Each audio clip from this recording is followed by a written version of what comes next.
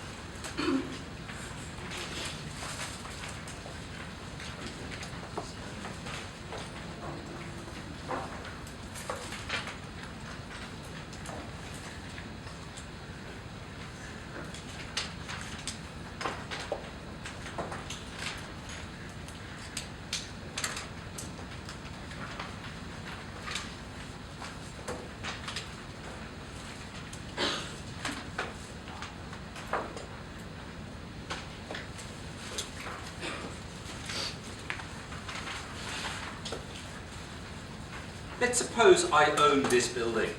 Let's suppose this building is mine. Now, maybe the roof leaks. And because the roof leaks, I worry that next time it rains, there's going to be some damage. And because I know the roof leaks, it means that I must get round to getting it repaired. It's my responsibility for getting it repaired, because if the roof leaks, it destroys the building and I suffer because I need to maintain the building in good condition. It is my building.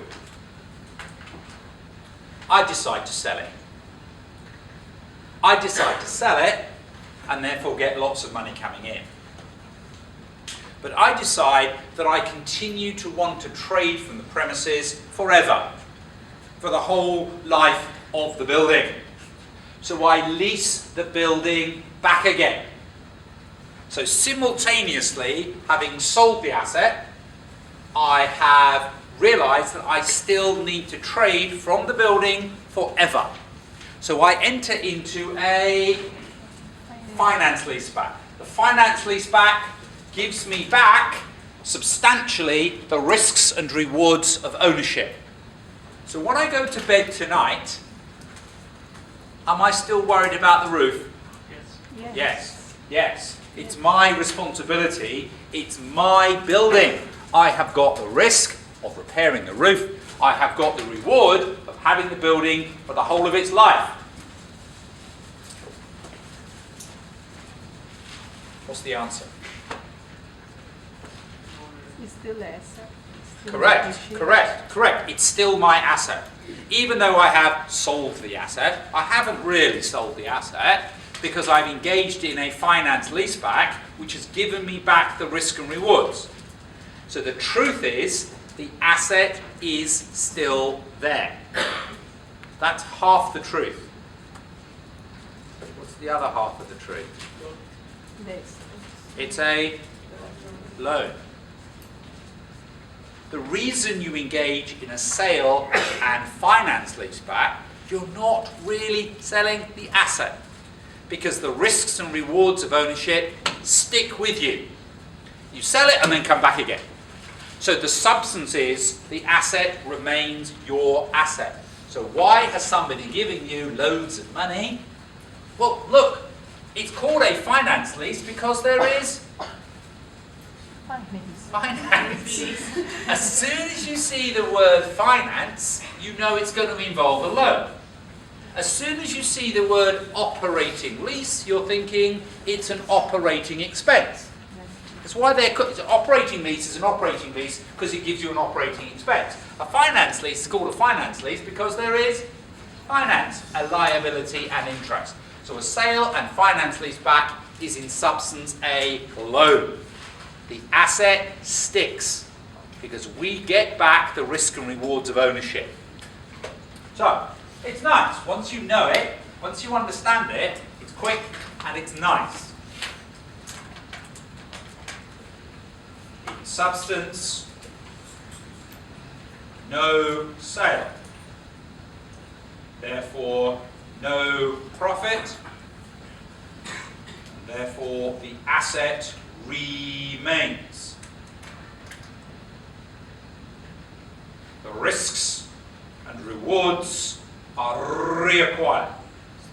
The risks and rewards are reacquired. In substance, there is no sale. If there's no sale, there's no profit. If there's no sale, the asset remains in our books. The risks and rewards are reacquired under the finance lease. In substance, the proceeds are a loan. In truth, in economic reality, the proceeds are a loan.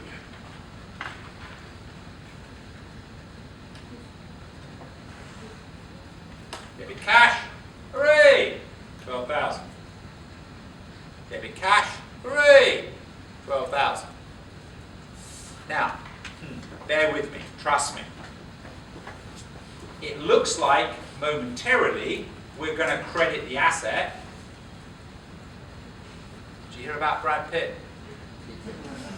It's back on the market, ladies. Back on the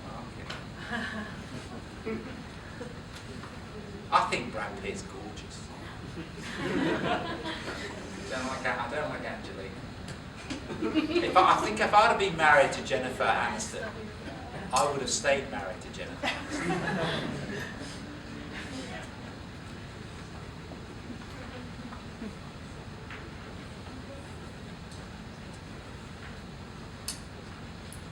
The proceeds you receive are 12. The proceeds you receive are 12. Those proceeds represent a loan.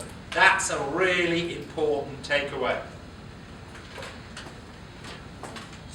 This is the so-called sale, and this is the finance lease. So when you are entering into a finance lease, you recognize the asset. Yeah? So the key takeaway here is the money you receive is 12, and that 12 represents the liability. That 12 represents the proceeds that you will pay back. The asset momentarily flickers, but then comes back in straight away. Remember, the sale and finance leaseback are linked transactions.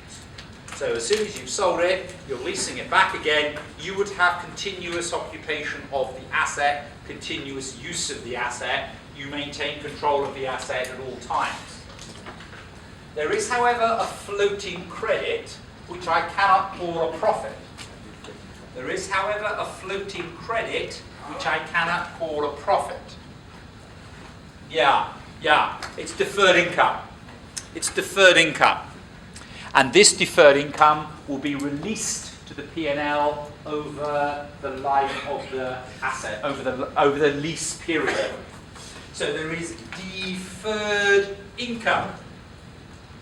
There is deferred income. There is deferred income.